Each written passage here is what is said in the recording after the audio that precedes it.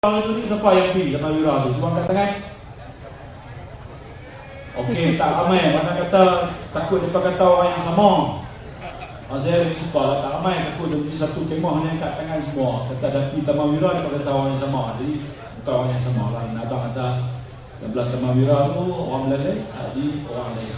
Tadi saudari Zuraini kata mai daripada luar lah apa semua tu. Saya rasa yang tu dia tak ramai. Yang ramai orang sini, orang Kuala Kedah, ustaz sendiri ramai. Ramai dengar apa nama ni, tokoh-tokoh kita menyampaikan hujah pada malam ini. Jadi untuk meneruskan majlis, saya dengan segala hormat dan sukacitanya mempersilakan untuk bahagia Ustaz Syahbudin untuk berdoa. Silakan Ustaz.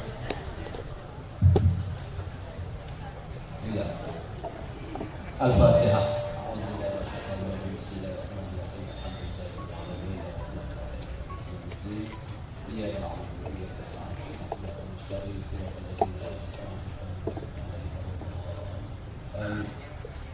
A'udzu billahi minasyaitonir rajim. Bismillahirrahmanirrahim. Alhamdulillahi rabbil alamin.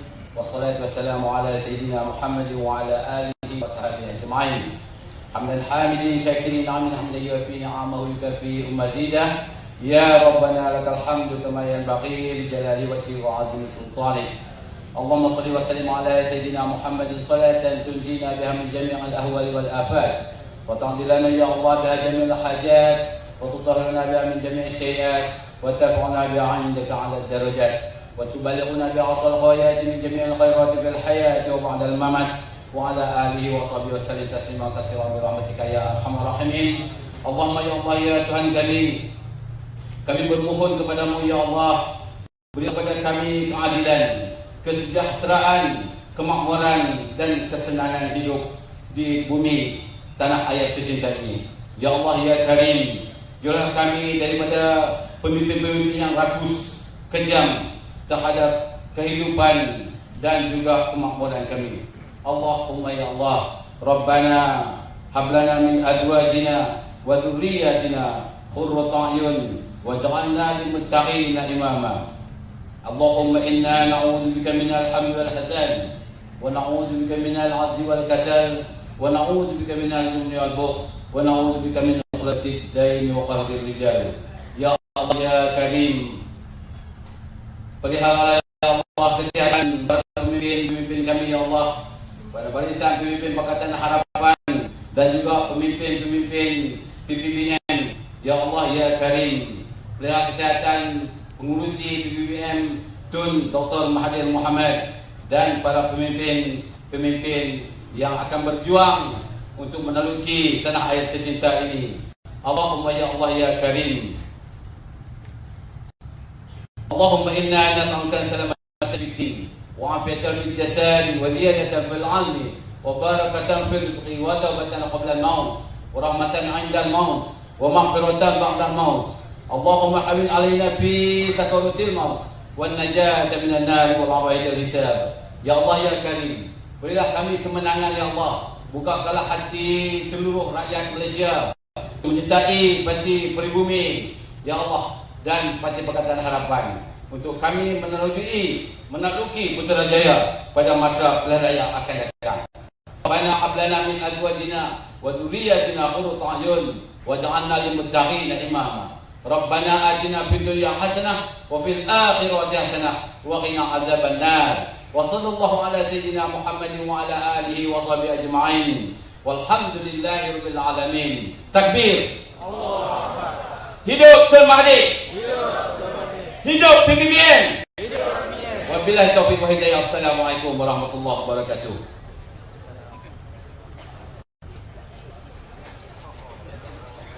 Terima kasih diucapkan kepada yang berbahagia Ustaz di atas bacaan doa tadi. Tuan-tuan dan perempuan, mari minta tolong untuk yang ada lagi belakang yang masuk. Sekali lagi saya terima kepada semua yang hadir pada malam ini dari program Bicara Rakyat Anjuran Parti Peribumi Persatu Malaysia. Jadi ceramah kita pun sudah lebih murah dulu kan.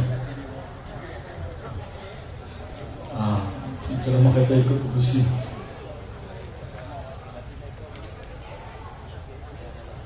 Jadi bagi membuka bicara kita pada malam ini, saya dengan segala hormat dan sukacita yang mempersilakan Yang Berhormat Dr. Azman Ismail bagi menyampaikan ceramah beliau. Persilakan Yang Berhormat.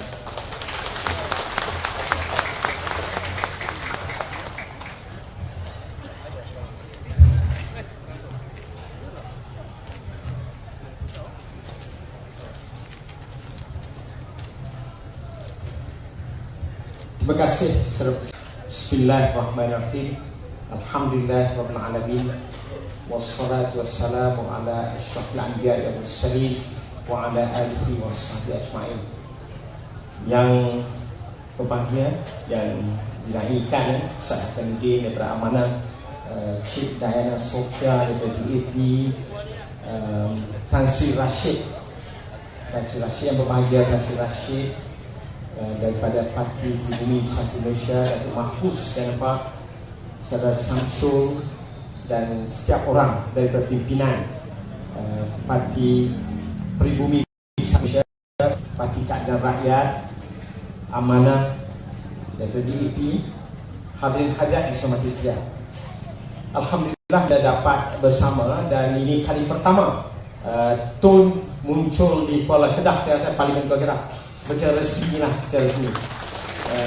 Dan saya dan rakan-rakan dan keadilan pernah mengalu-alukan kehadiran tuan-tuan dan puan sekalian, kerana kita perlu bersama dalam keadaan yang genting sekarang. Kita bukan mengada-gadakan isu untuk pilihan raya, tuan-tuan dan puan sekalian. Saya ahli parlimen di sini, Tan Sri Rashid, dan keperitan akibat daripada salah urus negara dan ekonomi dirasai sangat oleh rakyat di kawasan ini dan seluruh Malaysia. Saya kongsikan sikit. Saya sebulan lepas saya ke satu taman di kawasan Kuala Kedah, dan saya ditunjukkan rumah-rumah yang ditinggalkan kosong, rumah 2 tingkat. Ini taman yang menengah tinggi lah, kerana orang-orang yang tinggal di situ berasa tak dapat lagi meneruskan kehidupan mereka di Alustang, kerana masalah kekangan ekonomi dan rezeki tadi. Ada seorang dia buka kilang di kawasan Parlimen Kuala Kedah, dan diberitakan dia pernah dapat kasar, untung kasar sebulan RM1 juta. Untung kasar lah. Sekarang menurun tinggal RM70,000. Maknanya dah hilang 93% untuk kasar. Ada orang yang berniaga di tepi-tepi jalan, tuan-tuan dan puan sekalian, berniaga air kelapa, air jok. Rupanya air jok ni satu perniagaan yang agak lukratif lah, Tasri. Satu hari dia dapat 700 hingga 800 ringgit kasar. Sekarang tinggal 250 sehari kasar. Dan dia kata bermula dengan GST. Lepas GST memang slow down, memang lembab ekonominya, orang kurang minum, orang kurang ambil suplemen, minum air, minuman kesihatan dan ini kurang. Dan ada beberapa orang yang kontak saya yang terlibat orang berniaga makanan. Mereka juga seperti orang yang berniaga air kelapa tadi dan industrialis yang buka kilang tadi. Dah lama perniagaannya itu agak baik, lebih kurang 10 tahun. Daripada 2004 dia kata cukup bagus perniagaan. Sekarang dia slow down. Orang yang berniaga makan ini, mereka orang yang memang memilih untuk menceburkan diri dalam perniagaan makanan. Ada yang ada degree. Saya jumpa seorang ada degree accountancy, ada berbagai degree lain. Mereka berniaga dan elok perniagaannya dan rasa selesa dengan perniagaan. Tapi dalam sedikit masa ini, dalam setahun ini memang sangat meruru, sangat kurang permintaan sehingga mereka tak dapat lagi meneruskan perniagaan. Nak lepas sewa pun tak boleh, nak lepas belanja harian pun tak boleh. Maka akhirnya sebahagian dari mereka ambil keputusan berhenti berniaga, cuba cari kerja. Setelah lama berniaga tak dapat kerja, berhenti berniaga bulan 12, pertengahan bulan 1, masing-masing telah mengalami keperitan yang tak pernah dirasai. Sehingga ada seorang tu saya tak percaya bila dia sebut begini keadaannya. Saya rasa tak suka nak percaya. Saya sendiri tuan-tuan dan puan-puan sekalian, klinik saya di Pulau Kedah, tuan-tuan, kawasan yang ramai orang miskin. Saya tengok orang yang kerja dia potong kepala ikan sehari RM10, RM15 paling banyak sehari. Orang yang jual kutik membelam sehari berapa ringgit tuan-tuan kan? Untung RM5 atau RM6. Orang begitu memang ada, tak ramai dalam masyarakat kita. Dan mereka memang perit hidupnya, mereka ni setinggan. Memanglah curi elektrik, curi untuk common lah. Elektrik pinjam. Jika saya paling Kedah, pancok 3 rumah pakai, itu biasa.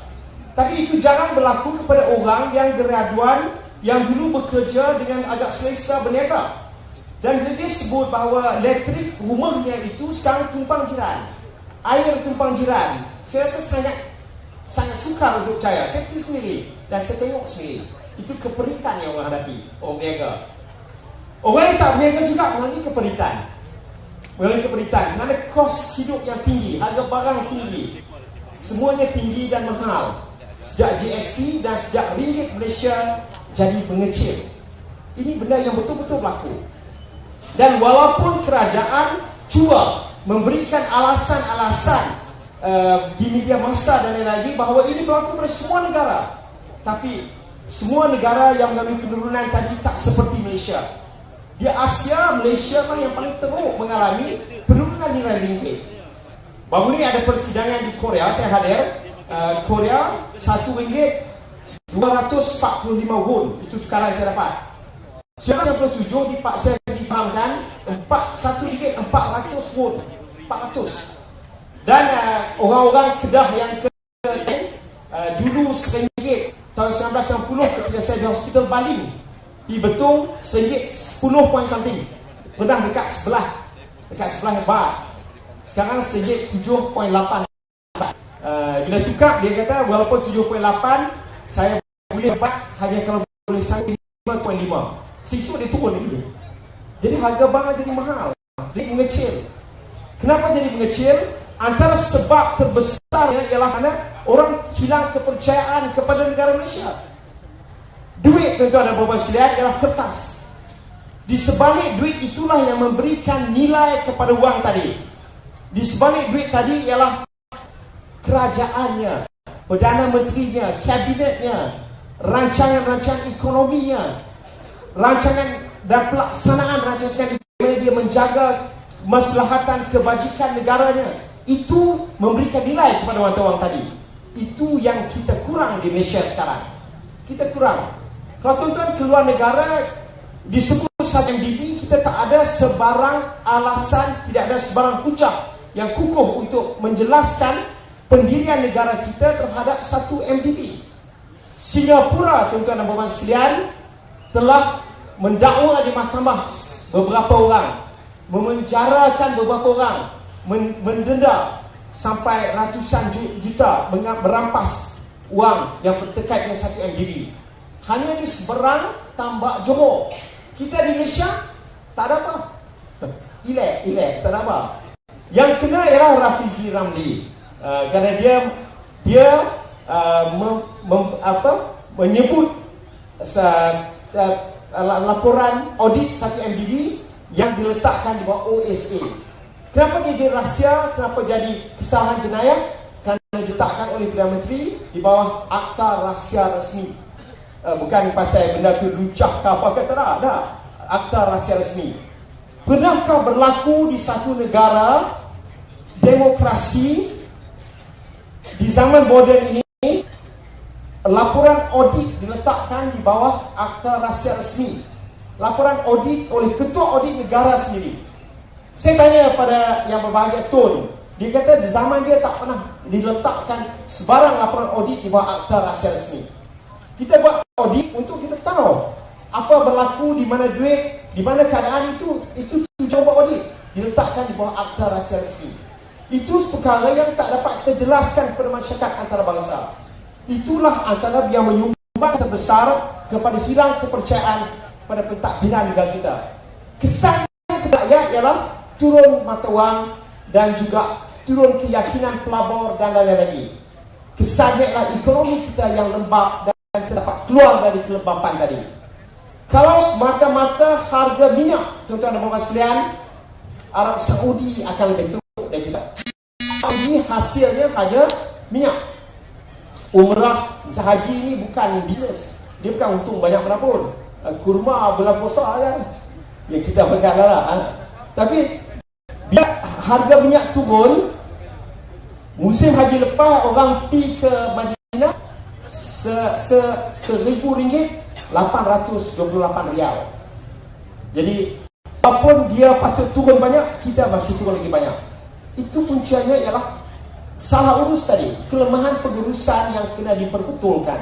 Dan inilah saya rasa basicnya kenapa negarawan seperti Tun Dr. Mahathir kembali ke pentas politik untuk membetulkan negara.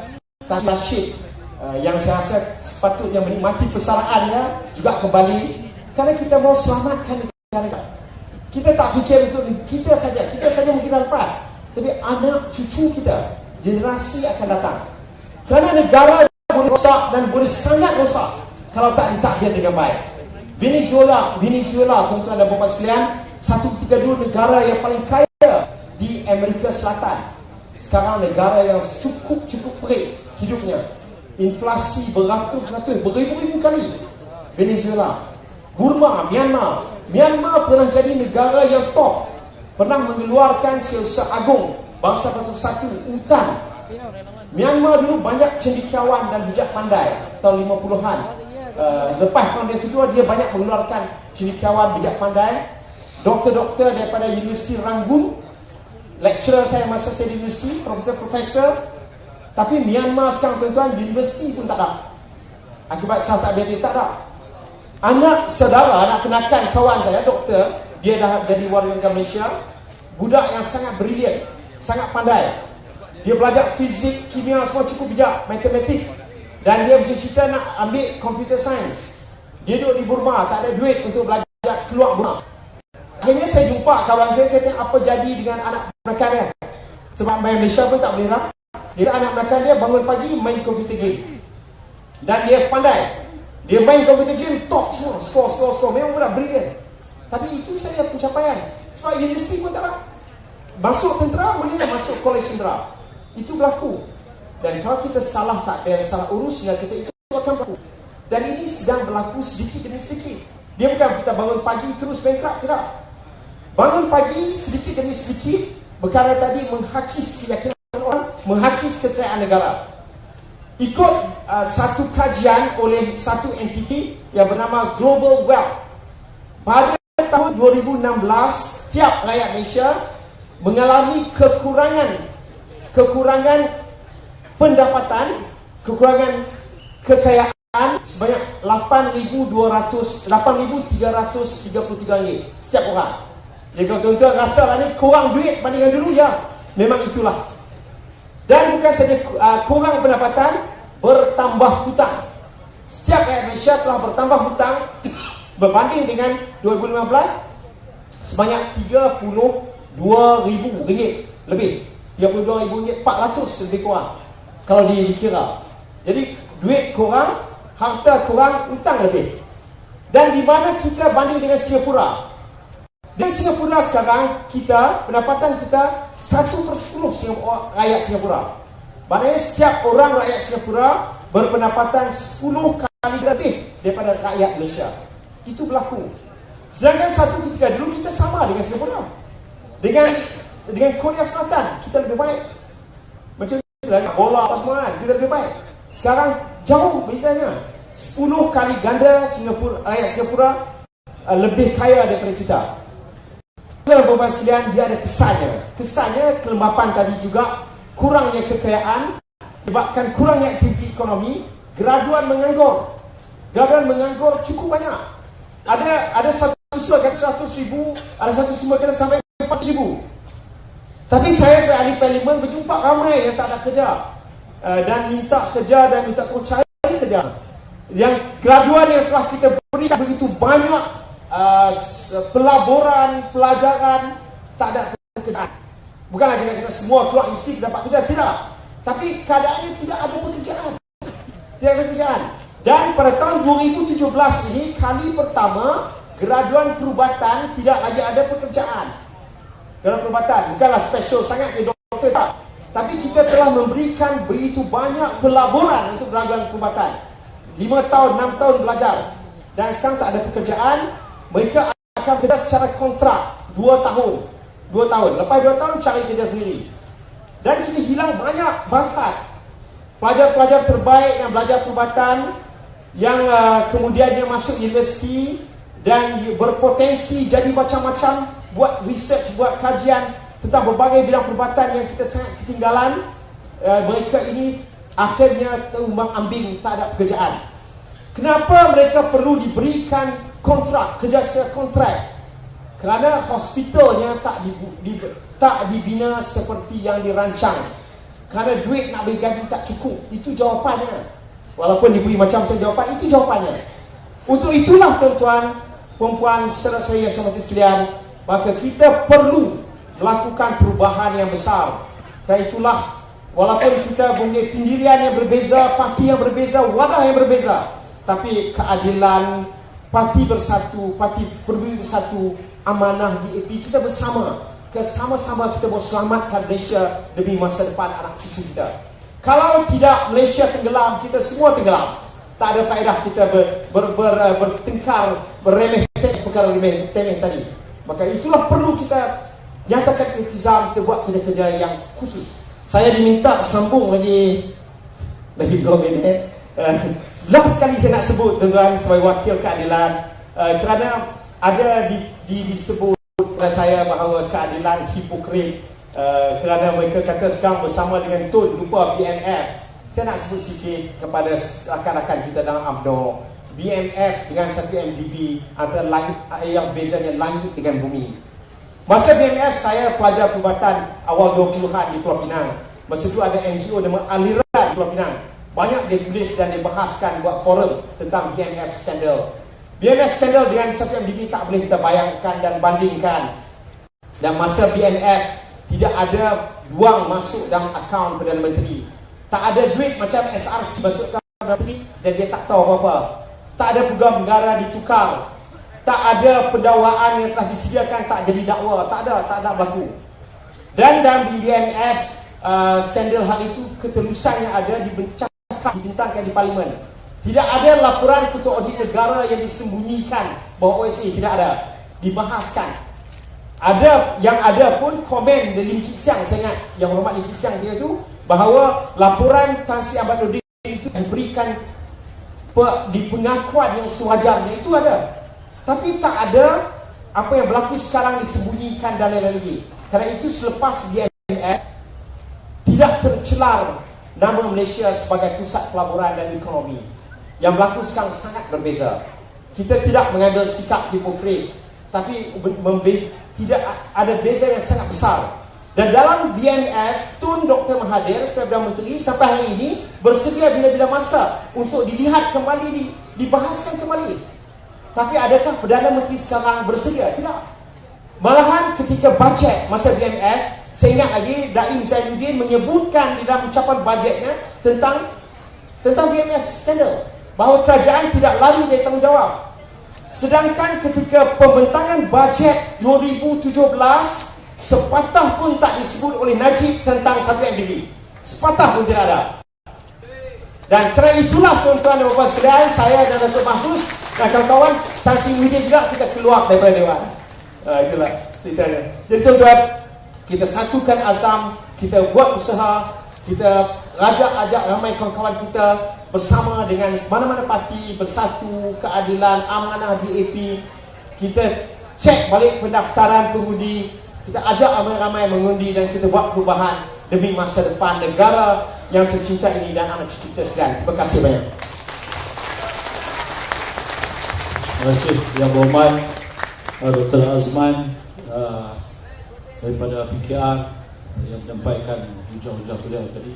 Jadi saya nak minta lah sekali lagi ni yang belah sini, sekali lagi Tun sampai ni laluan Tun nak masuk ni, jadi minta belah sana ada banyak kursi tuan-tuan. Kalau tuan-tuan tak mau duduk belah ni, tuan-tuan ambil kursi ni belah ni. Janji duduk ramai diri pasal ada kosong kursi belah sana. Hidup lalu kita lambat lagi ni. Ada lagi 3 orang lagi nak cakap. Sila tuan-tuan. Kemudian ni ada yang belum yang mana belum jadi ahli lagi, sila daftar apa nama ni, keahlian di tengah test sistem pendaftaran baru ni. Lebih mudah, lebih pantas. Cuba pergi tengok di belakang siapa yang tak jadi ahli lagi, yang masih lagi malu-malu apa segan kan boleh lah. Sebab daftar tu tak apa terang lah, orang tak nampak ni kan. Buat cerah lah, tak nampak. Ni main ni boleh lalu depan ni, tak patah lah apa main. Kau lah ada tak berani lalu depan ni. Ada tadi Datuk Mahfuz ya, dengan YB Cikgu Man.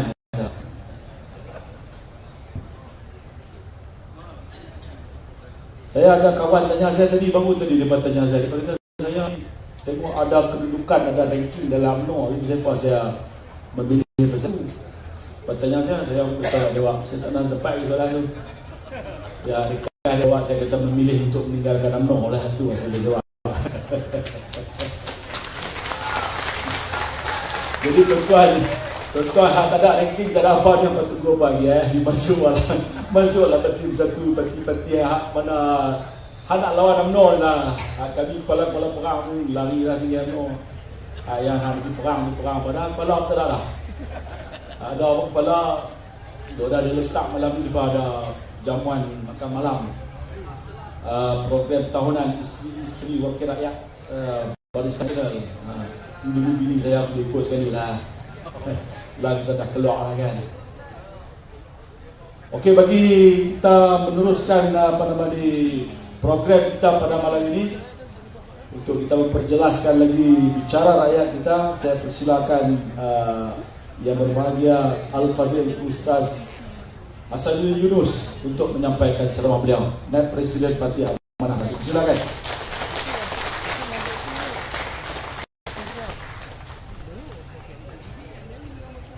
Bismillahirrahmanirrahim. Assalamualaikum warahmatullahi ta'ala wabarakatuh. Alhamdulillah wassalatu wassalamu ala Rasulillah. Allahumma salli ala Sayyidina Muhammad wa ala ali Muhammad, amma ba'd.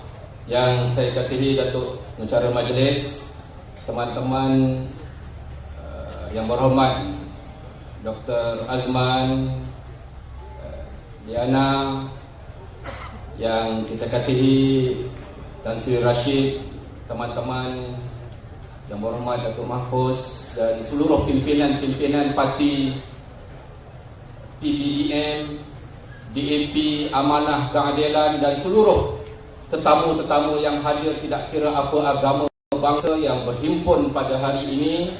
Saya ucapkan tahniah di atas penganjuran majlis yang penuh bersantai tapi membawa dan membicarakan satu topik yang sangat serius.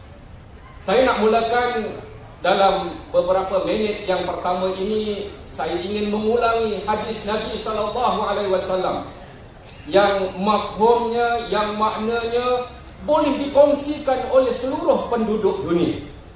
Apabila Nabi SAW menyebutkan sayakunu ba'di umara yadribuna wa yadlimun, akan sampai pada satu masa nanti ketika aku dah tak ada, ketika Nabi Muhammad SAW telah meninggal dunia, telah wafat, akan berlaku satu zaman nanti di mana muncul pemimpin-pemimpin yang akan sentiasa berbohong, menipu dan membuat kezaliman.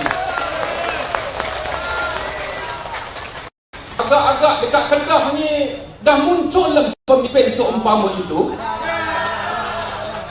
Agak-agak kat negara Malaysia tercinta ini dah muncul belum pemimpin seumpama itu. Pemimpin itu sifatnya berbohong dan berbohong. Kemudian melakukan kezaliman, menyusahkan orang dan menyusahkan orang. Ini Nabi Muhammad SAW menyebutkannya dan ia boleh dikongsikan. Ia bukan urusan agama, akidah dan sebagainya, tapi urusan kepimpinan yang dikongsikan oleh seluruh penduduk dunia, tidak kira apa agama dan bangsa sekali. Nah, Bila Nabi SAW menyebutkan pemimpin macam itu, Nabi tak fokuskan tentang pemimpin yang bohong dan pemimpin yang zalim dalam hadis ini. Sebab ada ayat-ayat Quran, hadis-hadis yang lain membicarakan pasal mereka. Tapi dalam konteks ini, Nabi membicarakan tentang golongan yang akan faman saddaqahum wa a'ana bizulmihim. Barang sesiapa yang percaya dan menyokong pembohongan itu dan menolong kezaliman itu. Kita letak tepi sekejap pemimpin yang zalim, yang tak senonoh, yang berbohong, letak tepi sekejap. Tapi hadis ini membicarakan ada orang yang akan percaya pada pemimpin yang bohong itu, dan akan ada orang yang menyokong pemimpin yang bohong itu, dan akan ada orang yang bersekongkol dengan kezaliman itu. Saya ingin mengucapkan tahniah kepada seluruh ahli-ahli UMNO, seluruh ahli-ahli UMNO yang sedar bahawa pemimpin negara kita berbohong dan menipu, lalu membuat keputusan untuk meninggalkan UMNO itu dan bersama-sama dengan barisan pembangkang. Kerana motif dan tujuan kita sangat jelas, iaitu ingin menyelamatkan negara seperti yang disebutkan oleh Datuk Pengurusi, seperti yang disebutkan oleh Yang Berhormat Dr. Azman tadi, bahawa kita nak selamatkan negara, kita nak selamatkan rakyat, kita nak pastikan Malaysia diurus dengan apa yang kita selalu sebut the good governance, yang memahami perlembagaan Malaysia, yang mengatur untuk berkongsi kehidupan, kekayaan negara yang ada, sehingga orang-orang Melayu tidak merasa kehilangan apa yang mereka miliki, dan Cina, India, Iban, Kadazan, Murud, orang-orang Siam dapat apa yang mereka dinafikan selama ini. Inilah barisan pembangkang yang di dalamnya terdapat teman-teman Pakatan Harapan di AP, Keadilan Amanah, yang sekarang ini semakin mantap. Kerana pada bila-bila masa sahaja saya dipahamkan, sebab saya ahli majlis Presiden Pakatan Harapan, pada bila-bila masa sahaja PPM akan bersama dengan pasukan pembangkang ini. Kita maafkan mereka yang masih belum mengenal diri, sama ada dia pembangkang ataupun dia apa jua sekalipun. Tapi fokus kita ialah untuk menurunkan kezaliman, untuk menurunkan mereka yang telah merosakkan negara individu dan mengubah sistem yang ada dalam negara ini.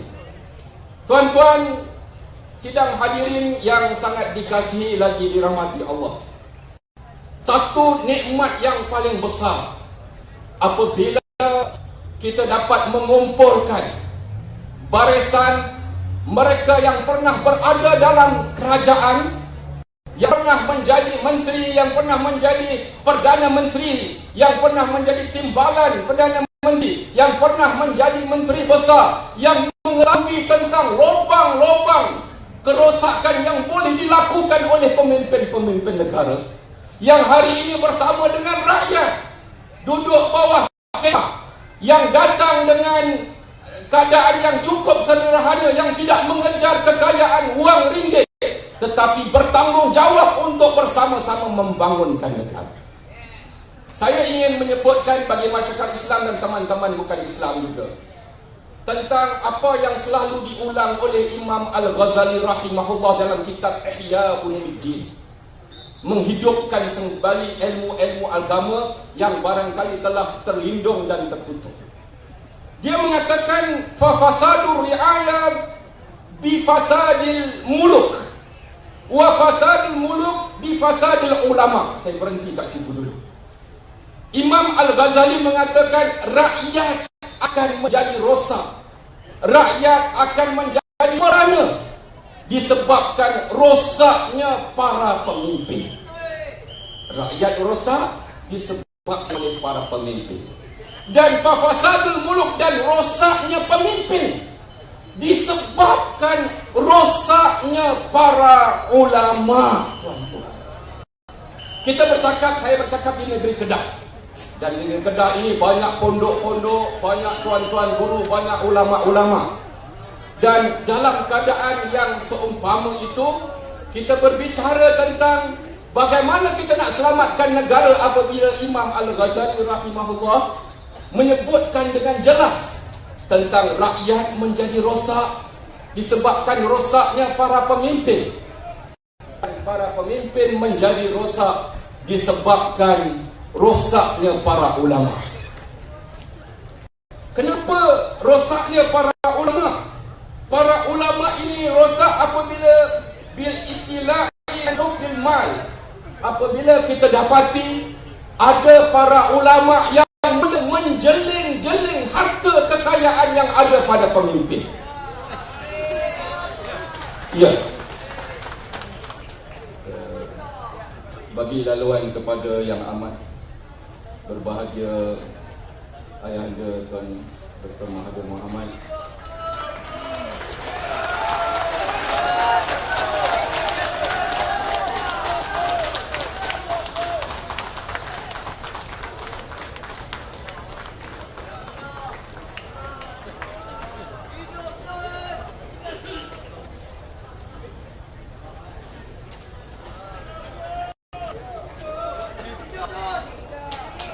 Hidup Tun! Hidup Tun! Hidup Tun! Hidup Tun!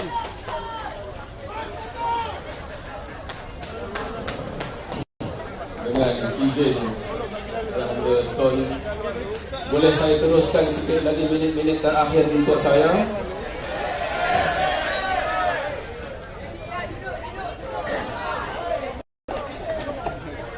Kamera. Bukan tuan-tuan sahaja teruja, saya sendiri pun teruja dengan suasana yang seumpama ini.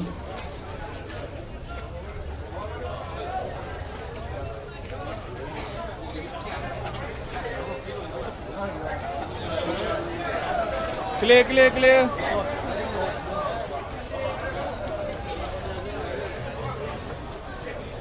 Ya, izinkan saya untuk mengakhiri bicara saya dengan menyambung apa yang disebutkan oleh Imam Al-Ghazali rahimahullah tadi.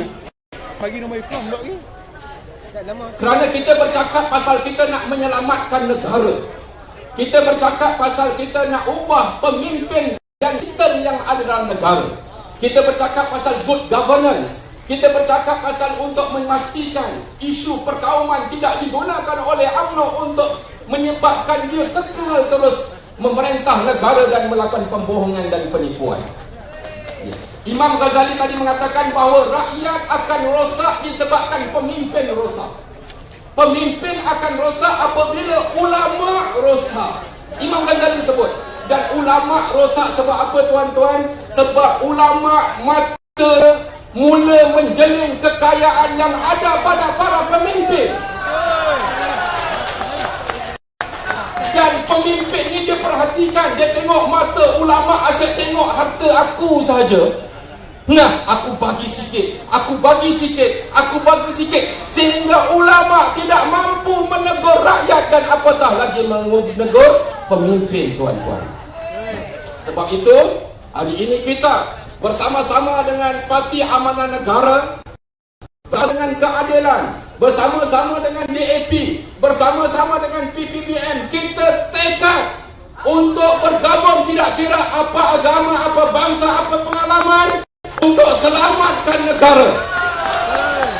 Yang pasti kita nak turunkan Barisan Nasional UMNO dan kita nak tukar sistem yang ada dalam negara kita supaya ia menguntungkan negara dan perlembagaan negara tetap menjadi rujukan kepada kita.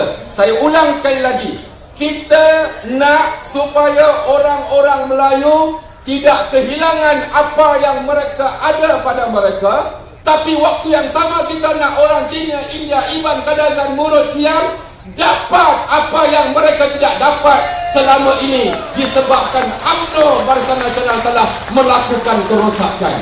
Sekian sahaja, terima kasih. dari pihak Parti Amanah Negara, bagi pihak Presiden yang kita kasihi Tuan Yang Bersama, menyampaikan salam dan mengucapkan tahniah kepada Kedah, dan kita akan melakukan perubahan di bumi Kedah ini. Sekian, Assalamualaikum warahmatullahi taala wabarakatuh.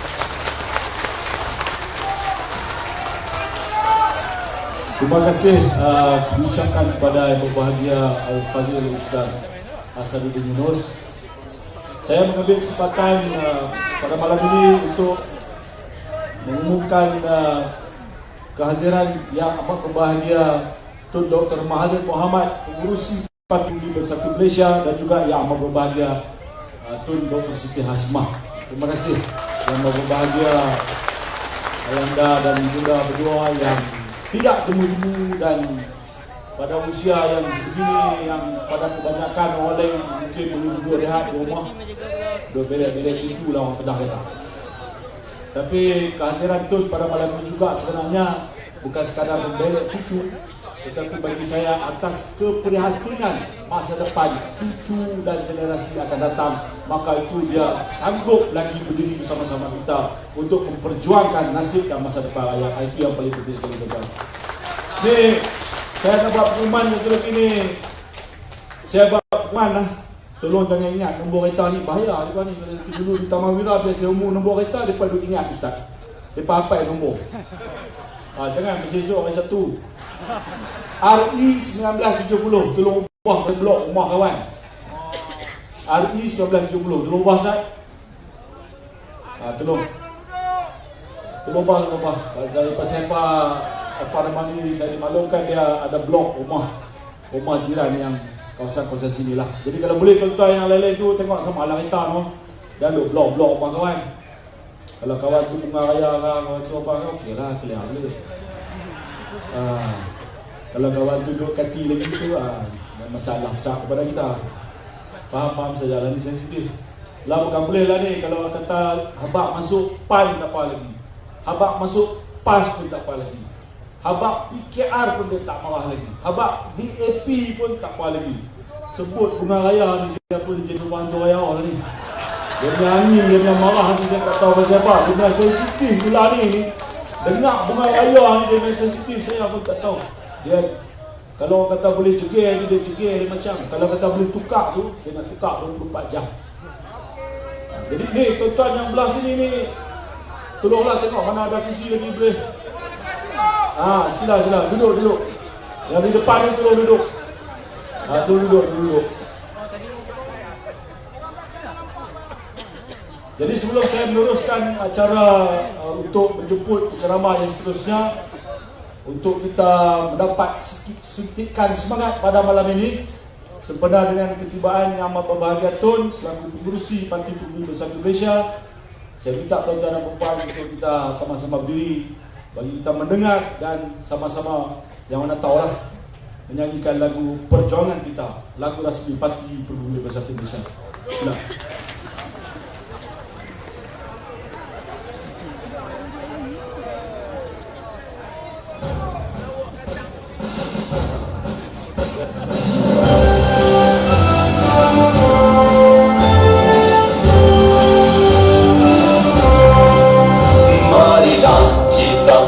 Berjuang bersatu untuk Malaysia gemilang. Walau apapun rintangan, teruskan perjuangan. Jangan gentar, berani kerana benar. Maruah dijunjung, nilai murni disanjung. Amalkan kebajikan, cegah kemungkaran.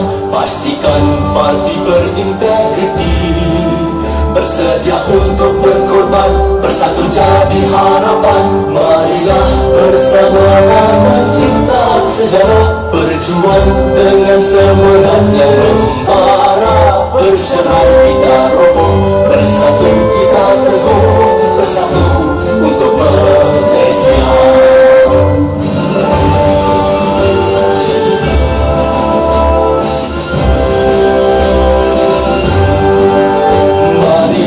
Bersama mencipta sejarah, berjuang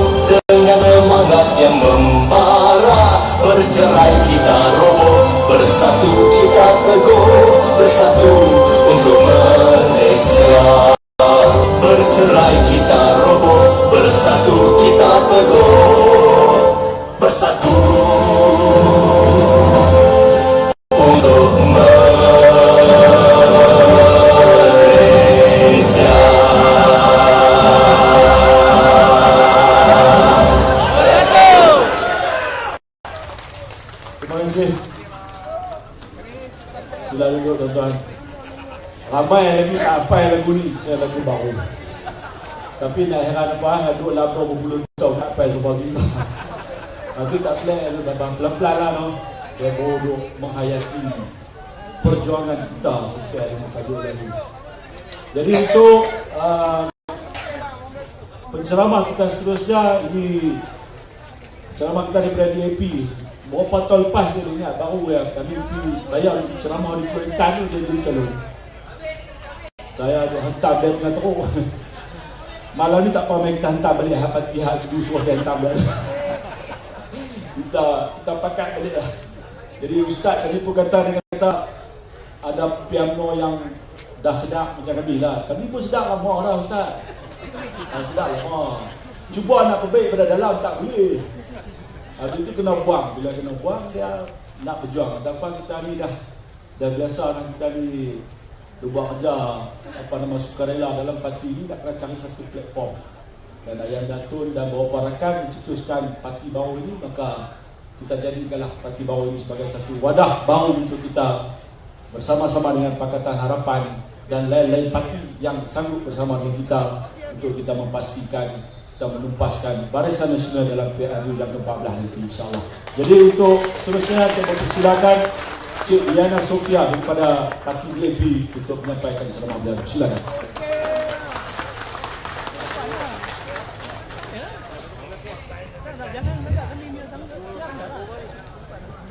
Terima kasih Tuan Pengerusi Majlis Dato' Azmi Dain. Yang amat berbahagia Tuan Dr. Mahathir Mohamad, Pengerusi Parti Peribumi Bersatu Malaysia. Yang amat berbahagia Tun Siti Hasmah. Yang berbahagia Ustaz Hasanuddin Yunus, Naib Presiden Parti Amanah Malaysia. Yang berhormat Dr. Azman bin Ismail, Pengerusi PKR Negeri Kedah. Yang berbahagia Tan Sri Rashid Abdul Rahman, Naib Presiden Parti Pribumi Bersatu Malaysia. Yang berhormat Datuk Mahfuz Omar, Ahli Parlimen Pokok Senang. Seluruh pimpinan Pakatan Harapan Bersatu, rakan-rakan media, abang-abang SB kalau ada, dan juga hadirin-hadirat yang saya kasihi sekalian. Assalamualaikum dan salam sejahtera. Pertama sekali saya ingin ucapkan terima kasih kepada penganjur kerana menjemput saya sebagai salah seorang penceramah malam ini di kalangan negarawan dan yang berhormat yang jauh berpengalaman dari saya. Saya berasa sangat bangga, teruja dan berasa sangat kecil jika dibandingkan dengan mereka. Saya juga gembira kerana saya berada di Kedah, dapat bertemu, bermesra dan berpeluang bercakap dengan orang Kedah. Kali terakhir saya di Kedah adalah 2 tahun lepas, sebelum saya melanjutkan pelajaran untuk setahun. Saya baru balik bulan 11 hari itu. Dan malam ini, pertama kali saya berada di atas pentas bersatu dan banyak perkara yang nak diceritakan. Pertamanya, tentang kerjasama DAP dan Bersatu. Masa mula-mula Bersatu ditubuhkan, ramai yang terkejut dan tak sangka Tun Mahathir akan bekerjasama dengan bos saya, Lim Kit Siang.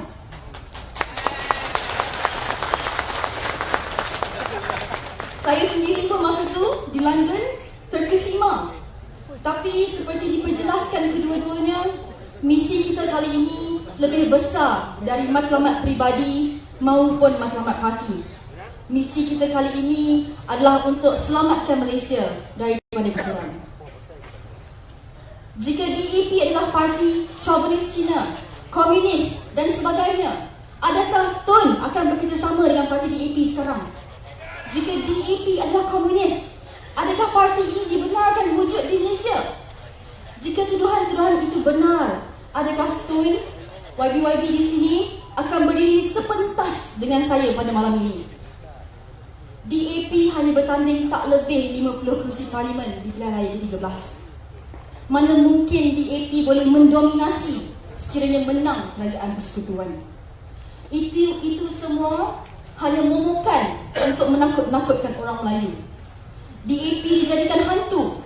Orang Melayu ni memang takut hantu. Dengar cerita betul ke tak betul ke, asalkan hantu mesti takut. Politik ketakutan Melayu hilang kuasa ini tidak wajar dan tidak logik sama sekali. Kalau tak percaya dengan saya, boleh tanya dengan Tun sekejap lagi. DAP berulang kali kata kita junjung perlembagaan, undang-undang tertinggi di Malaysia. Perlembagaan kata agama Islam, agama persekutuan, kita ikut. Perlembagaan kata perkara 153, kuota Melayu untuk beberapa perkara tanpa mengambil hak orang lain, kita ikut. Perlembagaan kata kita sistem pemerintahan beraja, raja berperlembagaan, kita ikut semua itu. Kita junjung perlembagaan, undang-undang tertinggi di Malaysia. Mendiang kau pasing, pengerusi DAP berkali-kali cakap, jangan main-main dengan perlembagaan. Kerjasama di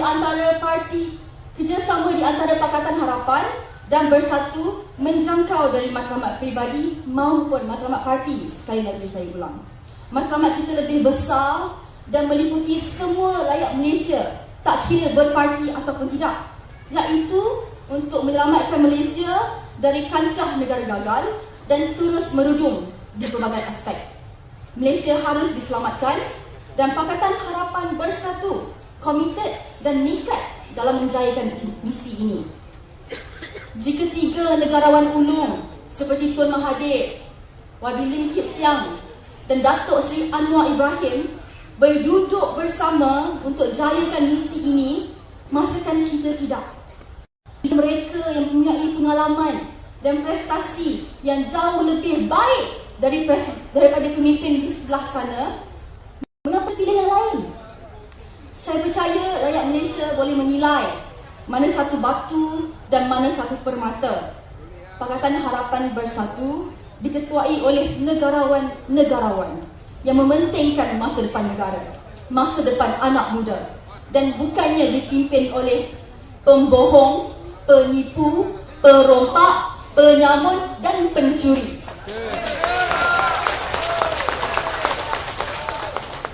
Oleh itu, Pakatan Harapan Bersatu adalah masa depan, the future. Tetapi ini hanya boleh berlaku sekiranya hadirin di sini, rakyat Malaysia dapat memberikan sokongan. Beri kita peluang. Ini negara demokrasi.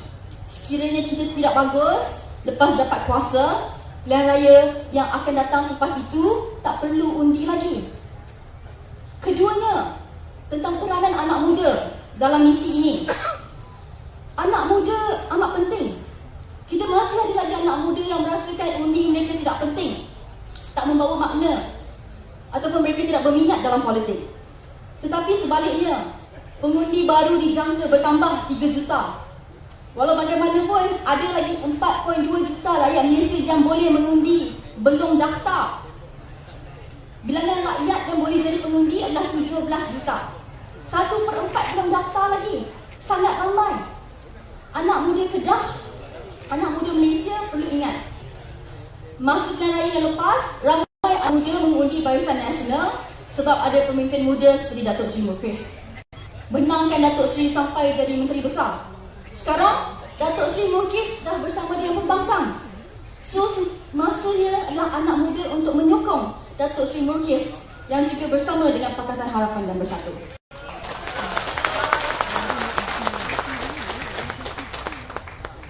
Anak muda jika mahukan perubahan, mahu bersama kita sedarah, kena turun dan ambil bahagian. Saya yakin yang berada di sini semuanya celik politik.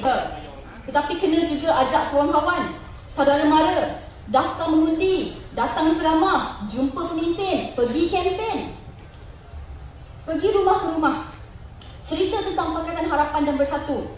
Datang ke pejabat sekiranya nak ambil bahagian, nak join. Kita nak pergi perang ni, saudara. Perang melawan kleptokrasi untuk menyelamatkan Malaysia. Malulah kita dengan Tun Mahathir yang umur yang 90 lebih, dengan Wabi Kit Siang bulan ni 76 tahun umur dia. Gigih lagi politik. Tapi kita anak muda duk lenggang, goyang kaki, pandai demand, kerja tak nak buat. Saya rasa anak muda kena ada target. Sebulan dapat bantu berapa orang daftar pengundi. Dalam masa sebulan set target dan berapa banyak rumah kita pergi nak berkempen. Edar risalah dan cerita tentang Pakatan Harapan dan Bersatu. Kedah ni banyak orang hebat-hebat, betul tak? Zaman dulu anak-anak Kedah tubuh terberkas. Persatuan Pemuda Melayu Kedah, Anjuran Kesetiaan Melayu Kedah, sebab nak lawan dengan Jepun, sebab nak dapat merdeka. Kita lah ni nak tolong kempen pun malas, nak pergi daftar mengundi pun susah. Masa depan kita dirompak, disamun dan dicuri oleh PM, penyamun Malaysia. Takkan kita nak bayar je, takkan kita nak bayar, takkan kita nak biar saja saudara-saudara. Kita ni Malaysia ni dah kita belakang sangat. 50 tahun dulu di Asia dari segi pembangunan ekonomi, Malaysia nombor 2 selepas Jepun. Lebih kaya, lebih maju dari negara Asia yang lain, termasuk Korea Selatan dan Taiwan. Tapi entah apa jadi, Malaysia tak dapat lagi bersaing, jauh ke belakang, ditinggalkan Singapura, Hong Kong, Korea Selatan dan Taiwan. Singapura dah jadi negara maju. Malaysia nak tunggu 2050. Itu pun belum tentu lagi boleh jadi ke tak, kalau kita terus dilanda masalah kleptokrasi dan terus menuju negara gagal. Dari segi pendidikan, kita dah di belakang Vietnam. Budak-budak umur 15 tahun di Vietnam lebih pandai daripada budak-budak kita. Kawan saya ada pekerja daripada Bangladesh. Dia kata mereka pun dah tak nak kerja dengan dia sekarang. Sebab apa? Sebab mata wang merudum. Mereka ni lebih rela balik Bangladesh daripada kerja kat Malaysia. Sebab kerja kat Malaysia bagi dia, mereka dah tak untung dah. Ada satu kawan saya lagi buka syarikat nak pakai programmers, nak buka di Malaysia, tapi kualiti tak sampai, so terpaksa buka di Vietnam lagi. So Malaysia masih lagi ke belakang. Takkan kita anak muda nak diam saja. Ini masa depan kita. Oleh itu, amat penting untuk kita menolak kerajaan Barisan Nasional dan kita harus menang pilihan raya akan datang demi untuk menyelamatkan Malaysia. Tapi saya yakin yang ada di sini semuanya semangat belaka, tapi kita kena kerja dan ajak kawan-kawan. Sekurang-kurangnya yang 3 juta boleh mengundi ini, daftar memilih, mula berkempen dan seterusnya menjadi kuasa anak muda yang boleh tentukan siapa di kerajaan persekutuan di pilihan raya akan datang. Seterusnya poin saya adalah mengenai wanita. Peranan wanita pula. Wanita ini kekuatannya adalah kelembutannya. Salah satu tokoh wanita yang amat saya kagumi adalah Tun Siti Hasmah.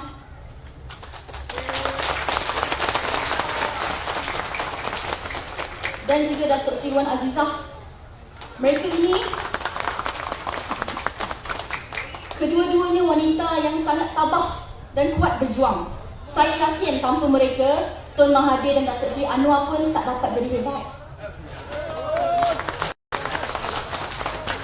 Oleh itu, ibu-ibu, kakak-kakak, saudara-saudari yang berada di sini harus tahu bahawa kita juga membawa peranan yang besar untuk masa depan negara.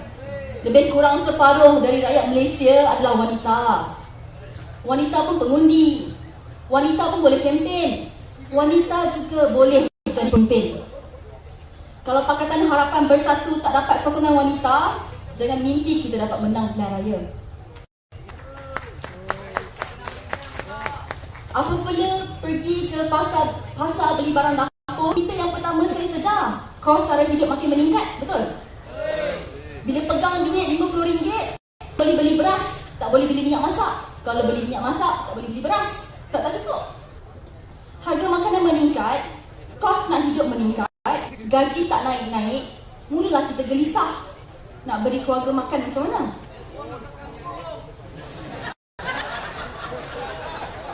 Ini perkara yang perlu dibangkitkan, perlu kita sembang-sembang ketika wanita berkumpul. Bila jumpa jiran, balik kampung, pergi ke pasar dan sebagainya, kita kena sampaikan mesej politik ni. Tangan yang menghayun buayan mampu menggoncang dunia. Bagaikan Siti Khadijah, wanita mampu berjaya menjadi tokoh politik dan mengubah masa depan negara. Kuasa masa depan kita, puan-puan, ada di tangan kita. Tapi ada kita nak guna kuasa tersebut. Dalam parti DAP, kita amat menghargai dan memerlukan maklum balas dari wanita. Itu sebab dalam majlis tertinggi DAP, kita telah cadangkan 30% daripadanya mesti terdiri dari wanita.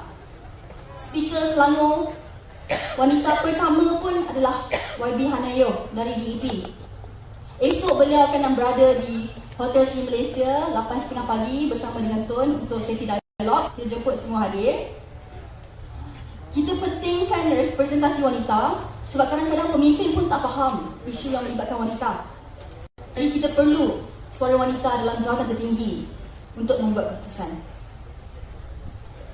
Itu adalah peranan wanita. Hadirin hadirat, kita nak kerajaan bagi peluang pada Pakatan Harapan Bersatu untuk jadi kerajaan bersepadu.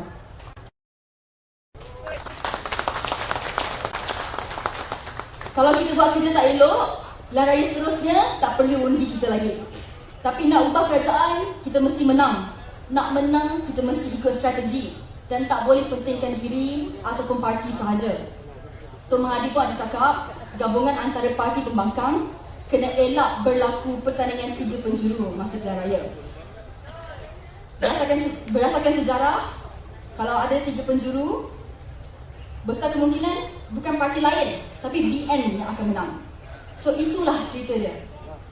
Cerita dia sekarang, kita harus lihat matlamat yang lebih besar, selamatkan Malaysia dari kancah gagal.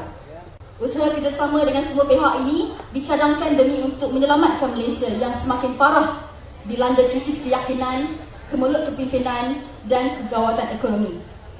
Langkah dan usaha berani perlu dilaksanakan segera. Sokongan semua rakyat Malaysia tanpa kira kita dapat bekerja dengan rapat dan erat demi masa depan negara Malaysia. Terima kasih dan Assalamualaikum.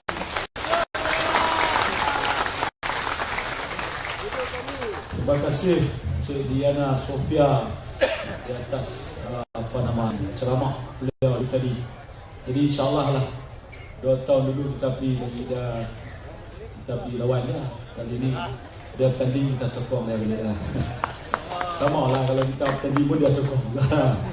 Bukan kita saya ni dah, sudah cakap pula kita ni maksudnya parti pribumi ataupun parti-parti yang dalam pakatan kita insyaAllah. Jadi dia pun sebut tadi tu orang muda, saya ingat di Taman Wira itu pun saya dah sebut. Orang muda ni kalau duk cakap derai pun tadi dia kata macam yang jantan pokok ya.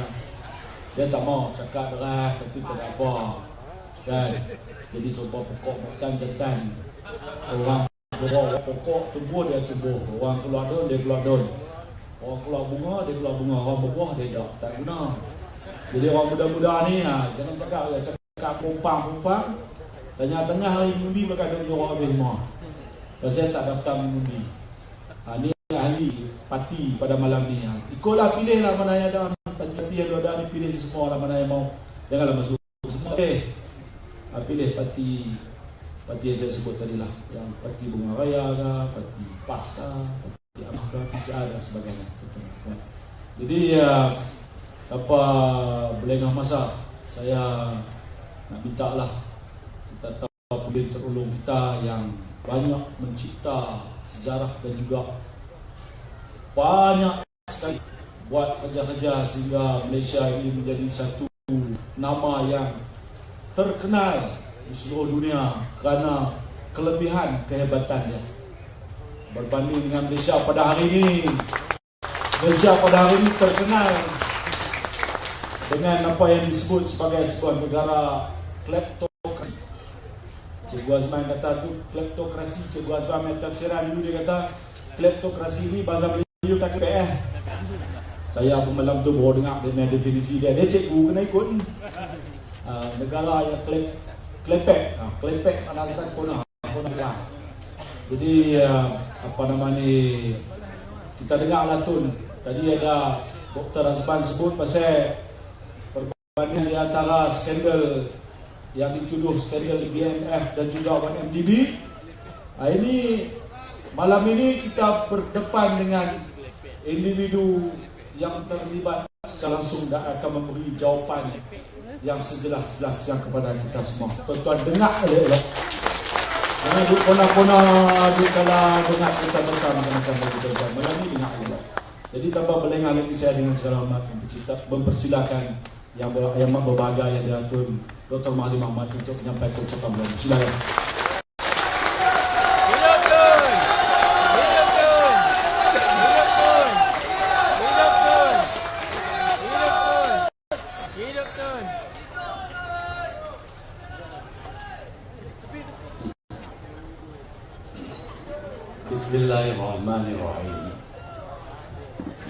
Yang berbahagia saudara pengurusi majlis, wakil-wakil daripada parti-parti komponen pembangkang, iaitu daripada DAP, daripada Parti Keadilan dan juga Parti Amanah.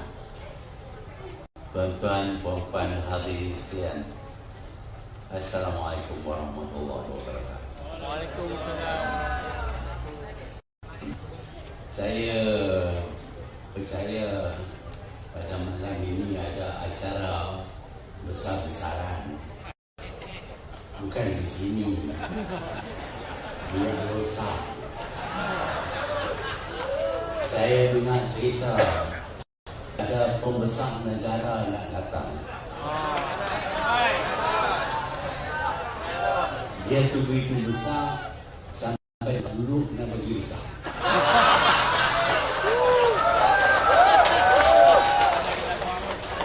Terutama tempat duduk dalam bilik ayah. Kalau tidak, kalau dia berkulit, macam-macam perubahan, bagi kecantikan, kemudahan, hanya untuk sehari dua saja. Tahu banyak inilah kerajaan rakyat nak kurangkan harga minyak, tak ada. Tapi nak beli apa nama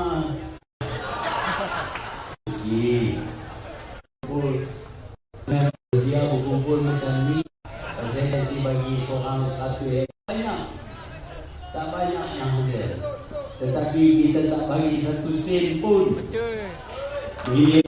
Alhamdulillah masih ada yang diperlukan.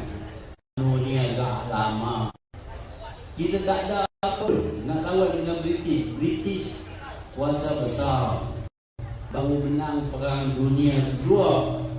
Kita nak lawan dengan dia kerana kita sayang kepada negara kita. Tak ada orang kaya, tak ada segi pandai, tak ada perang senjata, tak ada apa pun. Tapi semangat kita, dan kita berjaya untuk mengalahkan Malaya Union cadangan British. Ini kita harus ingat. Apabila kita bersatu dengan suatu tujuan, dengan gunung cerai pun.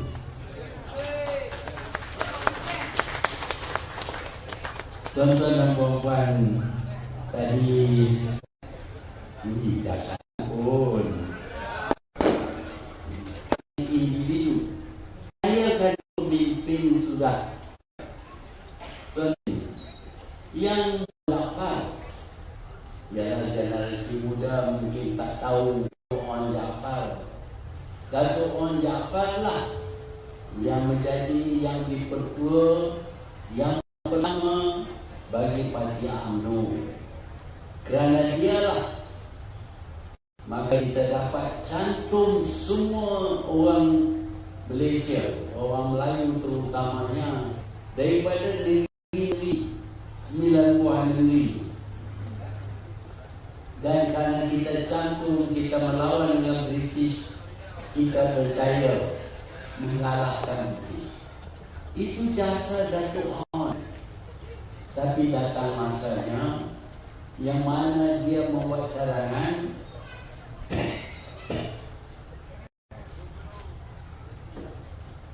Datuk Onn pada masa itu masuk Tun Azam tidak memimpin sesuatu yang tidak sesuai dengan perjuangan. Maka itulah cara-cara berpolitik. Ini adalah setia.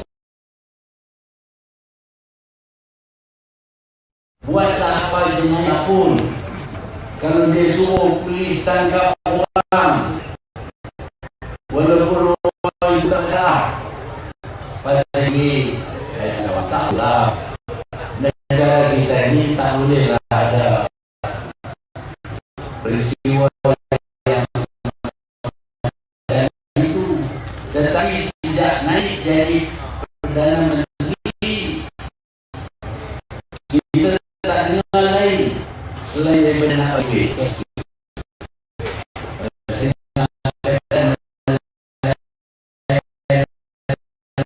Saya pun dapat gaji lagi. PJ pun dapat duit. Sebulan 300 bulan. Itulah cara duit. Pergi hospital nak ada ubat tak solusi. Tapi nak beli seorang tak. Kalau buat apa nama jabatan besar segitu pun tak. Tuan-tuan dan puan-puan, negara kita ini adalah sebuah negara berbilangkau.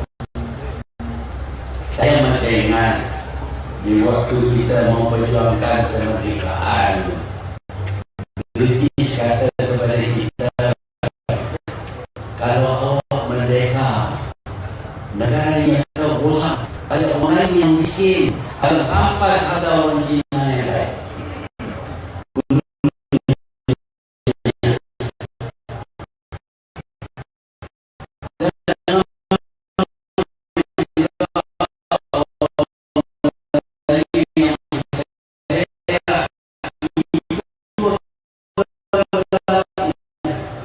Tetapi nanti ada kerjasama sebagai menjadi begitu aman.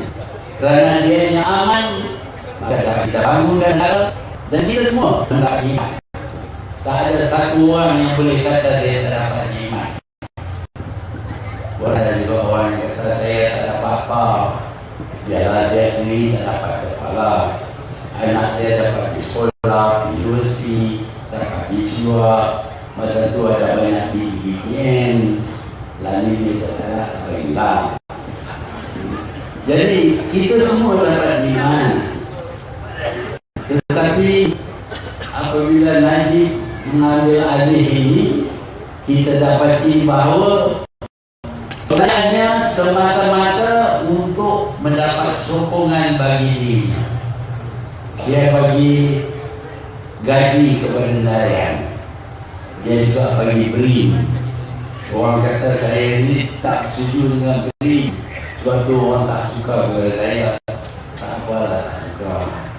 Saya lebih berminat untuk wujudkan peluang-peluang pekerjaan supaya kita dan anak kita dapat pendapatan yang lebih. Itulah cara yang terbaik. Kata pepatah Cina, apabila seseorang meminta miskin dan meminta makanan, bagi kepadanya kail supaya dia dapat mengail ikan. Dengan mengail ikan itu dia boleh dapat makanan seumur hidup. Tapi kalau kita cuma bagi kepada dia makanan, dia dapat makan pada hari itu saja.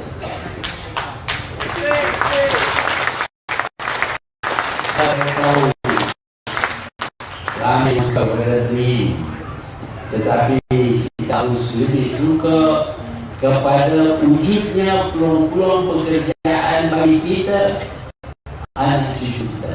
Itu lebih selamat, lebih kekal. Dia bila tolong orang yang miskin, kita patut bagi banyak kepada orang yang butuh miskin. Tetapi ini bagi duit bukan kepada orang yang miskin.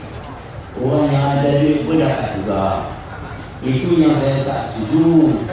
Tetapi bila bagi duit BRIM hanya kerana dapat sokongan, itu adalah rasuah. Rasuah salah. Daripada undang-undang manusia pun rasuah salah. Undang-undang Tuhan pun rasuah itu satu jenayah yang ditolak oleh agama Islam. Sebab itu kita sementara kita bersukaria dapat duit, ingatlah kalau kita tak dapat kerja, duit itu tak tahan berapa lama. Tuan-tuan dan puan-puan, itulah pendirian saya. Jadi nak digunakan BRIM ini kerana saya tak suka BRIM, maka saya ini jahat. Jangan undi Dr. Mahathir. Kalau tak tahu, tengok TV 3 suku ataupun baca utusan. Tak lain cuma hari-hari tentang saya. Ya, dulu dari Tan Anwar lali sasaran saya. Tak apalah, orang politik memang kena hantam. Saya tak bawa kes ke mahkamah. Dia nak kata saya Fir'aun ke, maha Fir'aun, maha zalim. Dia kata berkali-kali, tapi saya masih Perdana Menteri. Jadi kita tak bilang.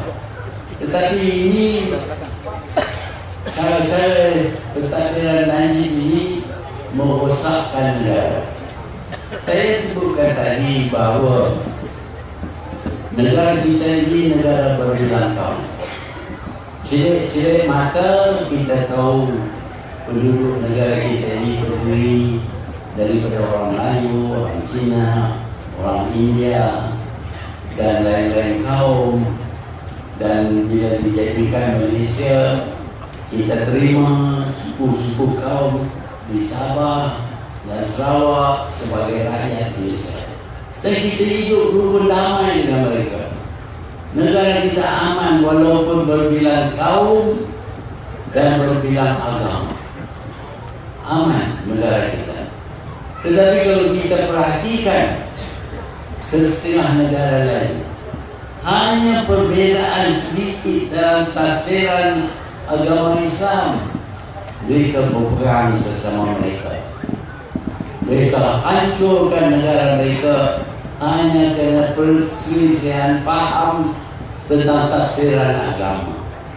Tetapi di sini kita boleh hidup rukun damai, kita boleh duduk di sini dengan berasa senang, terselamat kerana negara kita terima hakikat bahawa penduduk-penduduk negara kita ini terdiri daripada berbagai kaum.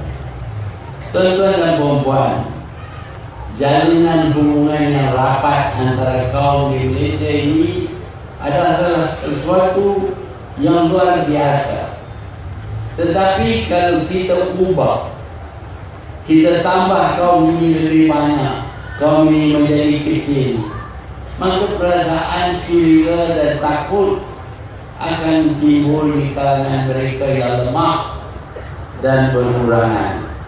Sebab itu kita nak supaya negara kita ini berada seperti yang sedia kala, seperti sekarang, berbagai kaum. Kalau kita bawa masuk kaum-kaum lain, tak kira daripada mana, mungkin daripada India, mungkin daripada negara China, mungkin daripada Afrika, ataupun mungkin daripada Eropah. Kalau dia bawa masuk 3 juta orang asing ini, maka hubungan yang baik antara kaum akan terancam. Mungkin akan ada timbul perasaan di kalangan kaum yang berpendapat mereka kerugian.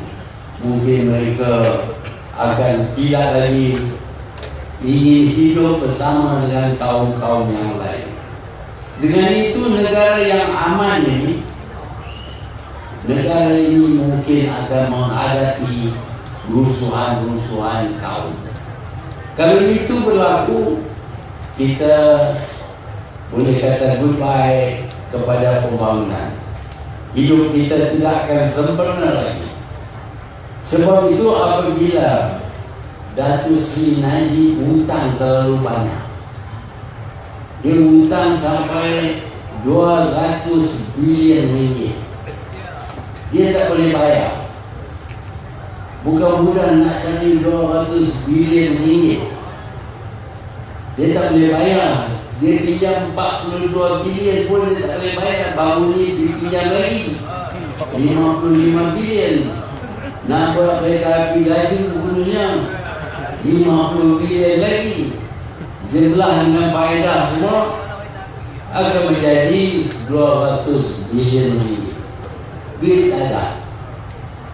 Bila kita tak ada duit, kita harta yang kita ada. Itulah cara kita. Kalau kita pandai meniaga, kita guna duit untuk mencari lebih banyak duit untuk bayar hutang. Tetapi Najib punya cara ialah jual negara. Dia jual Malaysia ini, dia jual kepada orang asing. Kalau dia buat demikian, maka negara kita ini bukan milik kita lagi. Bukan milik kita lagi. Kalau kita jual tanah kita kepada orang lain, apakah boleh kita kata kepada orang yang membeli itu, ini tanah aku lah? Gila kalau cakap itu. Tapi Najib jual tanah yang mahal sekali di Kuala Lumpur. Dia beli duit tanah kerajaan. Dia beli dengan harga murah. Pasal dia Perdana Menteri dan Menteri Keuangan. Dialah yang menentukan harga. Dia beli satu kaki RM60. Sekarang dia jual satu kaki RM3,500. Sebab apa? Pasal hutang. Nak bayar hutang. Tak perlu hutang. Tak ada duit tu saya buat lah kaki tu. Ini tengok barang baik dia tak ada duit tu dia tak jadi masalah. Sekarang ni dia tak ada duit, dia jual negara kita. Kalau dia jual negara kita, kita dapat duit apa juga. Yang kita dapat ialah tambahan penduduk negara kita ini oleh orang-orang yang bukan daripada kalangan milik kita. Dan ini akan mencecaskan ekonomi kita dan politik negara kita. Sebab itu saya menentang jualan harta, jualan tanah kepada orang asing. Dan dijual di Johor Bahru, dijual di Kuala Lumpur, dijual juga di Melaka, di Kuantan. Ini semua jualan macam ini merugikan kita. Jualan pula secara kekal, bukan untuk 99 tahun dah, sampai bila-bila, sampai kiamat dijual tanah. Akhirnya negeri kita perlu dijual dunia itu. Inilah masalah yang dicipta oleh Najib kerana dia jadi Perdana Menteri yang percaya bahawa dengan guna duit dia boleh kekal sebagai Perdana Menteri. Kalau kita benar orang ini terus menjadi Perdana Menteri, percayalah kita akan hidup merana dan kita akan menghadapi macam-macam tekanan. Negara kita yang dahulu dikenali sebagai the Asian Tiger, harimau Asia. Lupa kan, lama kan? Harimau Asia. Hari ini kita dikenali sebagai satu daripada 10 buah negara yang mempunyai prestasi rasuah yang tertinggi dalam dunia, yang dipimpin oleh penyana, pencuri. Dunia sebut apabila di Amerika, Department of Justice Amerika menyebut tentang bagaimana anak tiri Datuk Seri Najib dengan kawannya Jolo telah curi duit kerajaan. Dan disebutkan juga berkenaan dengan peranan Malaysian official number 1. Siapa dia Malaysian official number 1?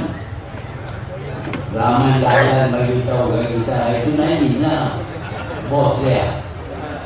Orang kata Malaysian official number 1 ni pencuri. Si Rahman Dahlan dia kata, bos aku pencuri, tapi aku turun juga lah, dapat dedak kali. Inilah bos kita. Dan Najib memburukkan nama baik Malaysia ini. Saya tak boleh kita fikir macam mana kita boleh jadi sendiri. Daripada Asian Tiger kepada negara rasuah yang tertinggi dalam dunia. Saya nak cerita baru-baru ni tentang seorang kawan berjalan di Eropah, pergi kepada satu tempat di Eropah. Dia pun tunjuklah dia punya pasport. Immigration tengok, oh pasport, you Malaysia? Yes, you Malaysia. Diangkat, you Malaysia pasport, pencuri. Malulah kau ni. Tetapi itulah tahap yang kita telah turun sejak Najib jadi Perdana Menteri. Sebab itulah kita mesti jatuhkan Datuk Seri Najib.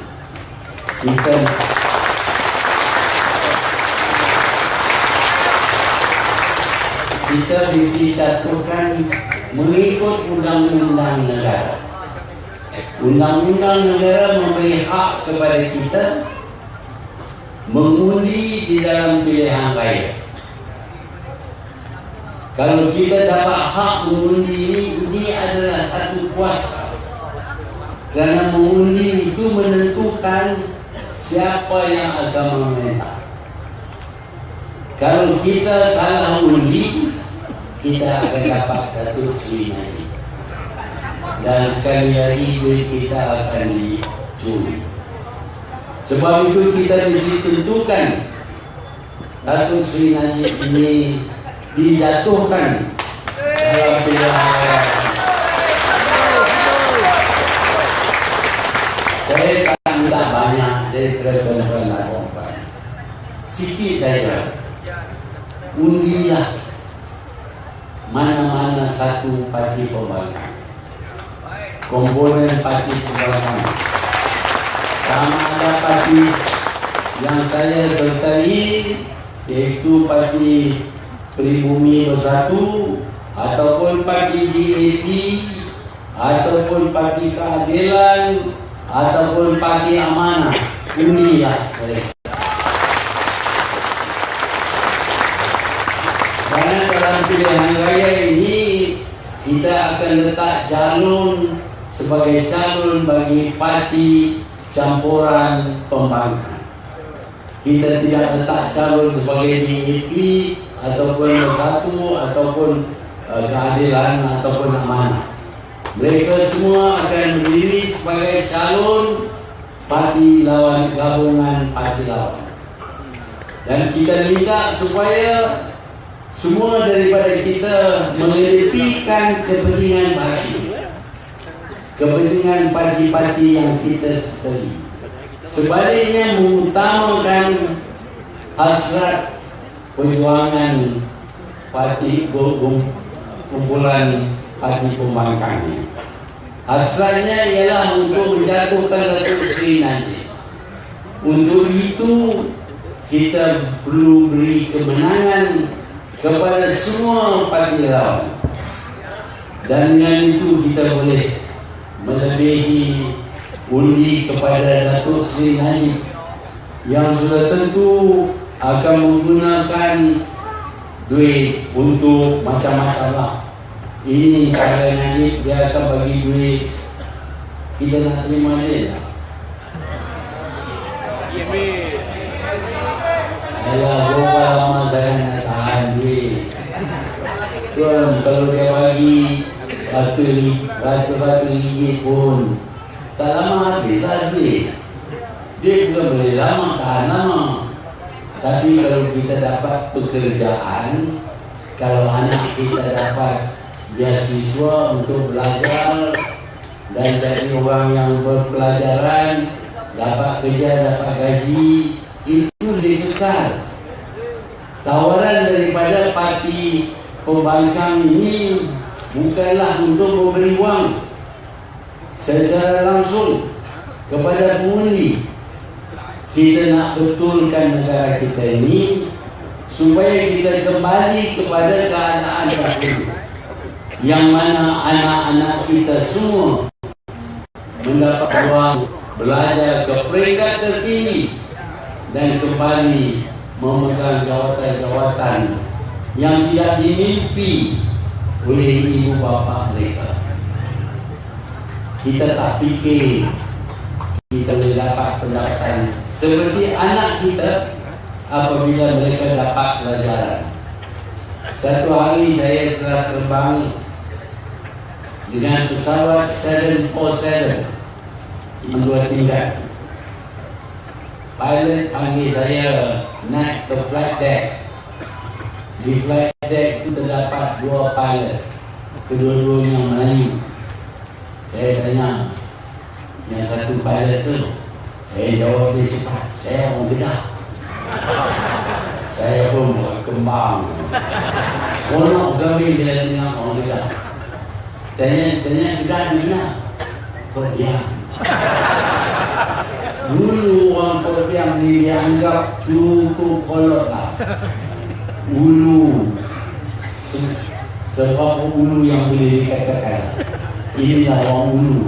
Tiba-tiba bawa pesawat 747. Sebab apa? Kerana ada pemerintahan yang memberi peluang belajar sehingga dia dapat jadi seorang pilot pesawat. Saya masih ingat zaman dahulu masa saya kecil, nak bawa kapal terbang ini masalah boleh lah. Orang Melayu tak boleh bawa kapal terbang. Tapi ini dari London sampai ke Kuala Lumpur non-stop pilot dari Korea.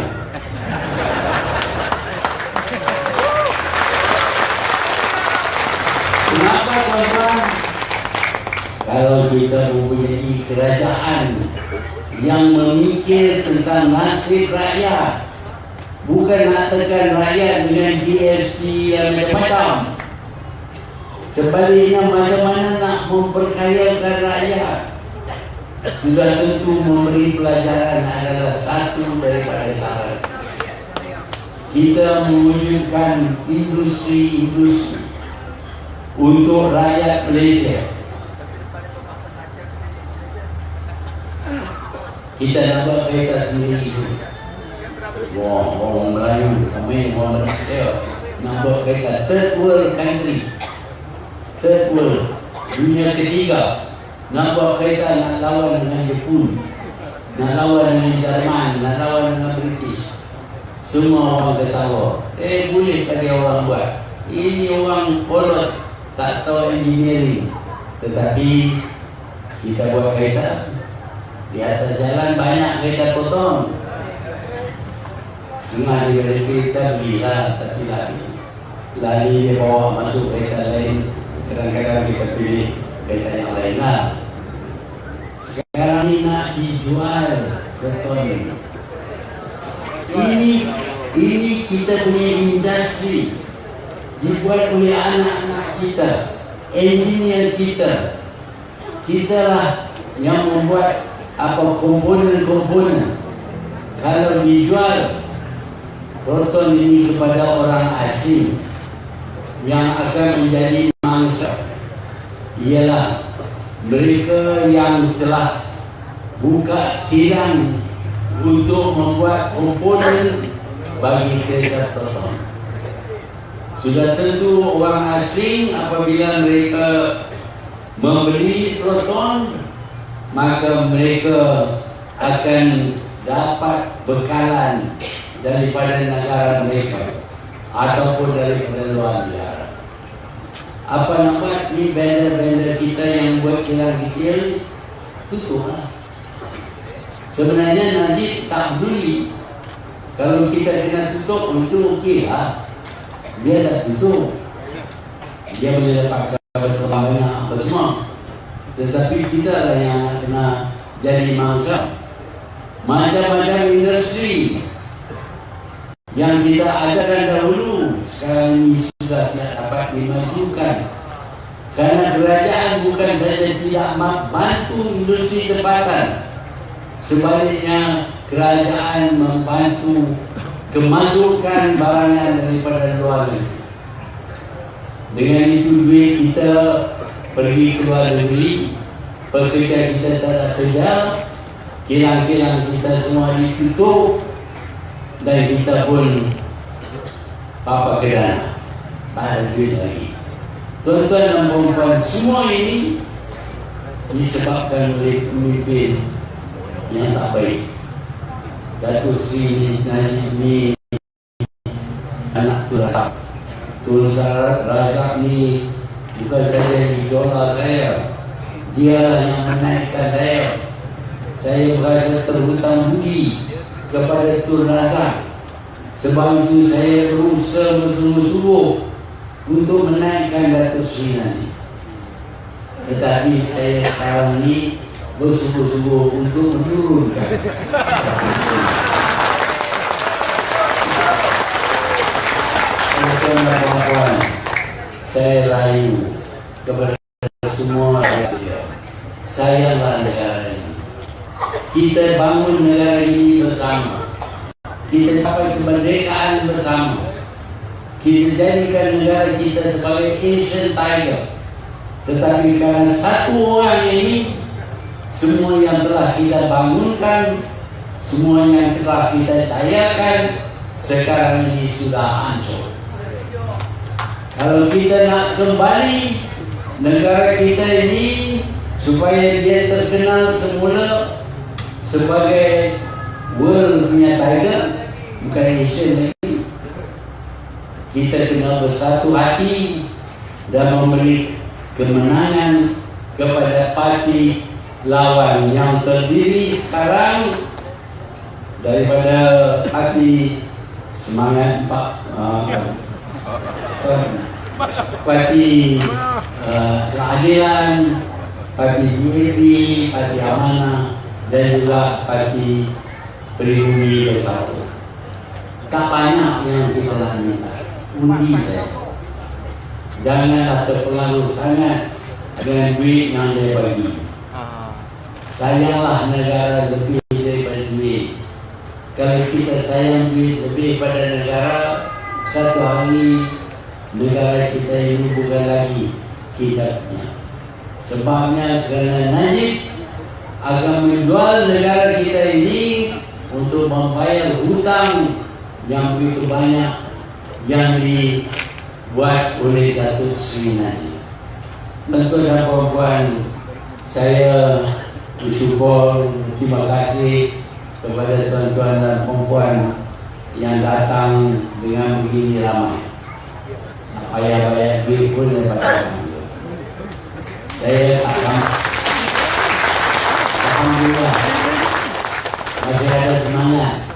Kita tak perlu duit kerana sayang kepada negara. Inilah negara kita. Kalau kita tidak pertahankan negara kita, siapa yang nak pertahankan? Kita minta sedikit saja pengorbanan. Janganlah utamakan duit ataupun percaya kepada cash system. Percayalah pada perjuangan yang mulia untuk menjamin pengekalan negara kita bersama. Kita hidup dalam negara ini berbilang kaum, kita turun-menurun, kita dapati negara kita ini dapat distabilkan dan dapat dibangunkan bukan oleh orang putih, bukan oleh orang lain, tetapi kita buat semuanya sendiri. Dan saya yakin Malaysia boleh, kita semua boleh, orang lain boleh, orang Cina boleh, orang India boleh. Sebab itu saya minta supaya kita fikir dengan mendalam dan tolak sogokan daripada Najib, dan tentukan Najib akan kalah dalam pilihan raya ini.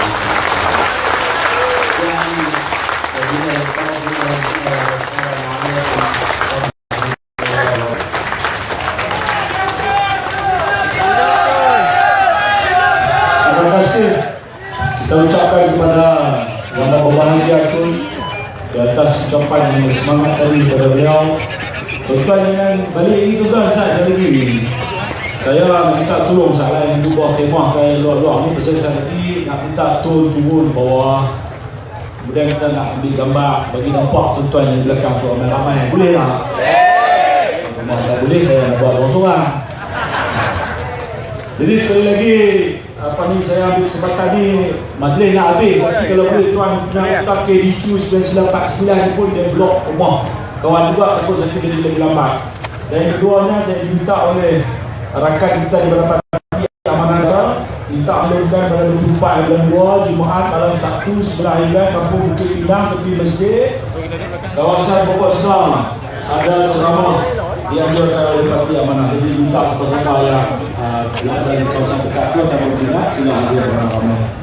Jadi tuan-tuan dan puan sebagai pengamat majlis saya sekali lagi mengambil kesempatan untuk ucap kepada terima kasih utamanya kepada yang amat berbahagia Tun kedua yang sudi hadir bersama-sama dengan kita pada hari ini dan juga penceramah-penceramah kita daripada yang berbahagia Al-Qadir Ustaz Nasruddin Yunus naib Presiden Parti Amanah Negara saudara Muhammad Dr. Azman Ismail dan Parlimen Kolonial yang berbahagia dengan Sofia yang sudah kepada DAP tuan-tuan dan puan wali-wali yang bersama kita pada hari ini. Sekali lagi sama-sama kita mengambil semangat pada hari ini untuk kita memastikan juga kita ada dua pilihan. Saya angkut kata tadi kita cuma ada dua pilihan. Nombor 1 bagi kalah PN, nombor 2 bagi menang pembangkang. Pilih yang satu. Terima kasih kepada Tuan Najul, kepada Ketua Rumus Blok yang sanggup sekali bersama kita pada hari ini. Jazakallah khairan. Kontrol. Jadi kita pun di bawah cameraman yang ambil gambar di atas stage. Ini berbalik kita bagi last dari cameraman di atas stage. Tun dan juga ceramah-ceramah di bawah. Fotografer semua datang di atas. Fotografer semua datang. Okey, jadi Tun berdiri di depan dengan penceramah. Belakang-belakang dan tuan depan sana. Ini kamera dekat sini. Ramai belakang-belakang ramai apa-apa. Ini ramai mas. Ini ramai.